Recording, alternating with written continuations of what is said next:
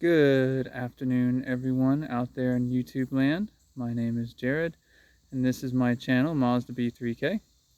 This is going to be an introductory video to my new-to-me Ford 2001 F250 SuperDuty. Without further ado, let's get started. So I guess I should start with saying I did not intend to buy another truck because I have that one.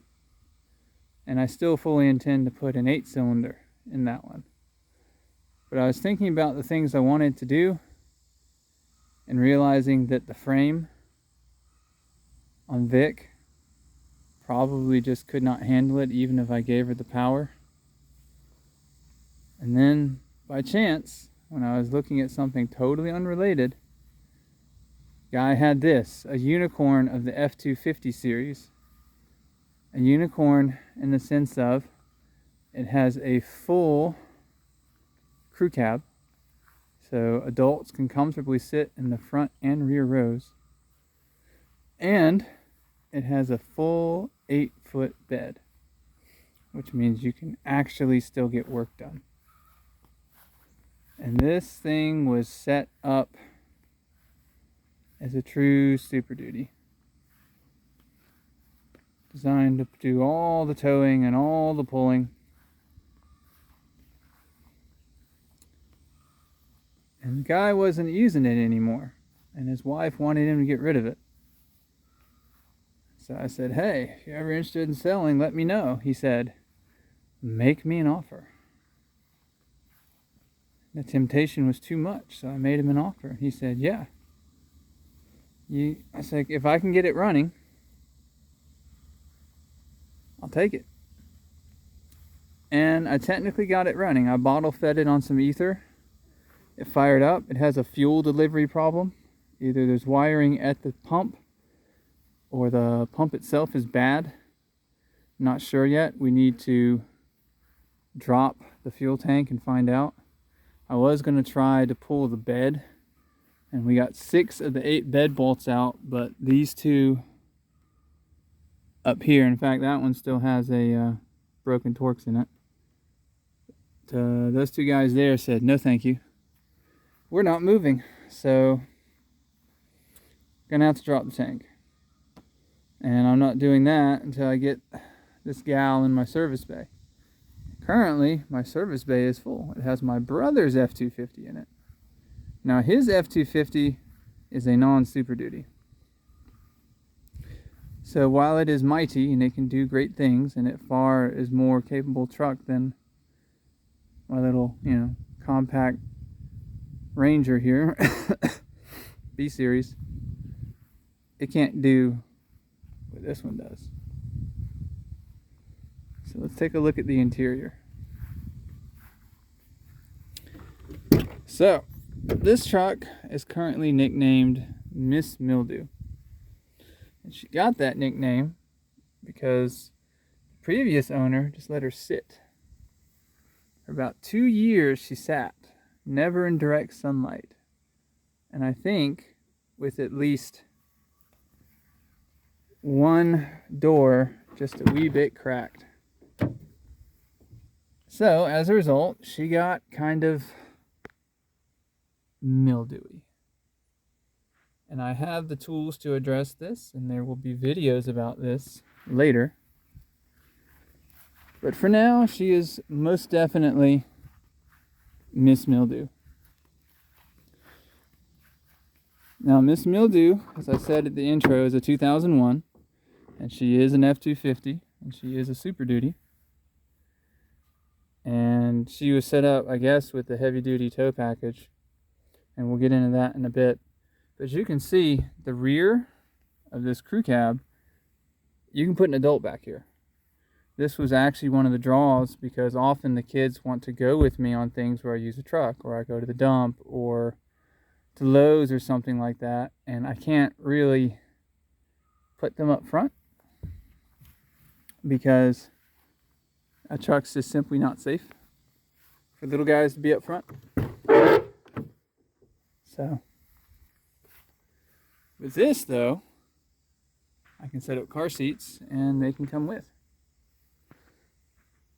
So Miss Mildew has 20 years of hard service on her.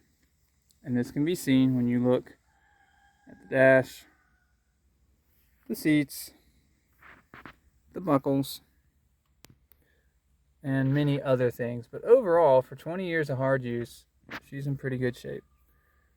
This is out because when we were troubleshooting, I wanted to get at the fuel relay, which is buried behind the radio. Turns out the fuel relay is okay, but anyway.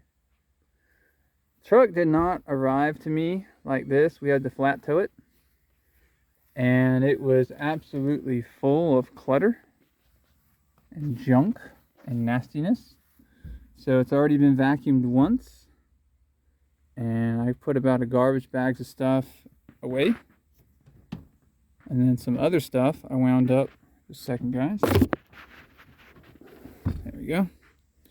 Anything that I thought I could find useful, I put in this little toolbox back here. Does have the original tire iron and the original jack kit and a bunch of random tools. Good working fire extinguisher. So I've been working on kind of getting the interior cleaned up. I have put a battery in her, and most of the inside electronics do work. I suspect I've got a blown fuse or two that I need to address. There's a lot of burnt out bulbs, because what happened towards the end is the owner said that he retired this truck, so to speak, and it only went around on his property. So all those safety things and all those things that aren't necessary to make a truck go from A to B, he just kind of ignored and let them be broken. So I've had to run around and kind of assess and fix stuff. For example, I know that the inside of Miss Mildew was really damp. It was not quite squishy, but it was getting there. And the owner said that the third brake light was leaking, so I've already replaced that. And indeed, it was leaking. There was water in the housing.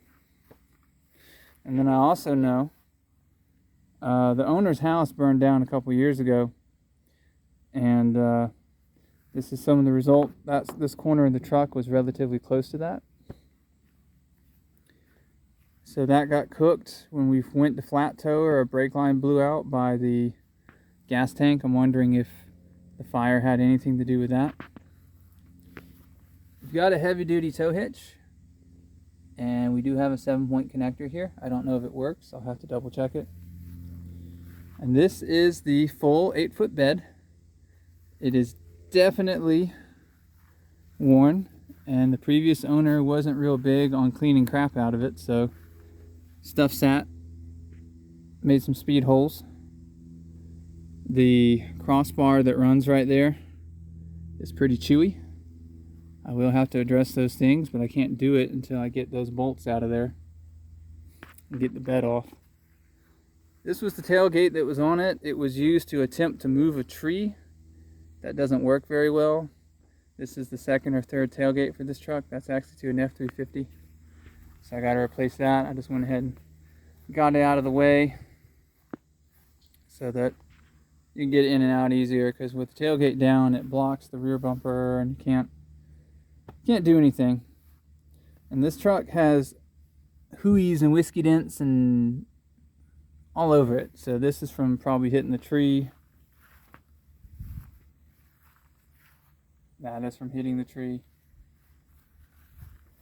And the body panels, every single panel pretty much has a dent or a ding or a something on it. But all the key places to let stuff swing work. The only thing is, there is something that's screeching inside the driver's door, and I tried hitting it with lithium grease and I didn't find it. So I think we may have a rub point down here now that I think about it more. I'll just have to check and see. That would definitely do it. And we do have some cancer marks. So we've got here, I've noticed it's not real bad on the driver's door, but odd place to me to rust. But we've got rust here, and then right here, rust right here on the bottom of the door that I need to address. Fortunately, not too terrible at the moment, but I got to get at it. before it becomes a problem. Gonna have a mirror to replace. Gotta say, this is the first used vehicle I've bought that I paid cash for that actually has a good front windshield. Kind of pleased with that. So we got panels dented there. Got a dent right there. Yeah, actually I see it right there. There's a rub point right there. That's why the door's shrieking. Now, let's talk about the power barn. I'm gonna have to pause for a minute to lift this up because the lifting struts are shot. But this has the 5.4 V8. It is a gasser, and it definitely gets the job done. And I'm actually kind of glad it's the gasser versus a diesel, because gassers I know, diesels I don't. I believe it has a Dana 60 solid axle in the front, 8 lugs. And I'm not sure the designation in the back, but it has a full float axle. So you essentially can throw 3,000 pounds in the back and you're fine, as is, without any modifications at all. It's kind of a beast. The differential, I think, is the Ford, it's either the Ford 9 or the Ford 10. I need to look it up a little more. I haven't, my focus has been, right there it is. And oh yeah, that looks juicy, so that seal's probably leaking. And that'll need to be serviced. I've been focused on my brother's F250 to try to get it out of the bay so I can get this one in, do maintenance on my wife's vehicle. You can see these are 8 lug as well. These are LT tires, so they can handle the weight. The tires still have a decent amount of life on them, which is nice. Again, it's nice to have a vehicle where the tires aren't shot. They're not even cracked up. Getting over a cold again. That's about it, except for the power barn. And then talking about what we're going to do with this truck. Okay. Here she is, Triton 5.4. Now, Triton 5.4 gets a bad rep because when they, I think it was in 2004, when they switched over to the 3-valve Triton 5.4, which they introduced variable valve timing, VVT, and all that jazz, they made oil passages in the heads too small. So unless you are very, very meticulous about your oil changes, you wind up with a boulder because the passages clog, the heads can't get oil, and then stuff fails. This is older. This is a 2001, so it is a 2-valve. Does not have VVT, and the oil passages are just fine, and this engine is rock solid. It's one of the better engines Ford ever produced, and they'll go on and on and on and on and on. I think this one has about 275,000 on it before the owner finally parked it. Let's see. Nope, it is 267,691. So that makes this officially the highest mile engine I've ever run. But when we hit it with ether and we had it on battery, fired right up, rock solid. And I think the owner did pretty good about driving to the quickie lube and doing basic maintenance. So we had to straighten that out. We'll have to straighten that out further eventually, and we had to straighten this out. Had bad contacts, had to top off fluids. I'm not sure if anything's leaking per se, but I gotta kind of get it running first to see if we got leaks. But yeah, we got a rock solid power plant. The transmission is the, gosh, I think it's the E4OD. It is I think it's a 4-speed with overdrive automatic. These trucks, by default, they actually came with manuals. But if you paid a little extra money, one of the options was an automatic. That's what I've got. there's definitely some work to be done there. There's a lot of slop in the shifter link. So you're actually a full shift select position off when you try to drive it. So got to work on that. But let's talk about what are we doing with this truck. And what we're going to do with this truck is it is going to take the place of doing the really heavy duty stuff that my current truck struggles to do.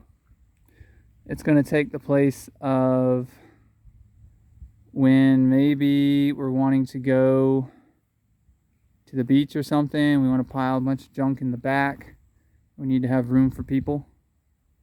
As long as it's just immediate family, we can squeeze them all in here. This is going to take the place of whenever I've got work to do where having a flatbed is a disadvantage instead of an advantage, such as when I got to move loose material like garden soil. The wife, Mrs. Mazda B3K, will occasionally say, "Honey, I need 2 yards of garden soil." And we came up with something to deal with that. My brother built what I call slab sides for the truck, for the flatbed, and it works. But if you've never looked at the weight on 2 yards of garden soil, you're looking at about 2 tons, maybe more. Not 2 tons, 2,000 pounds, so like a ton. ton and a half a weight, which is the very limit of what that one can do, really. It was kind of sketchy last time I did that. So this one will do it comfortably.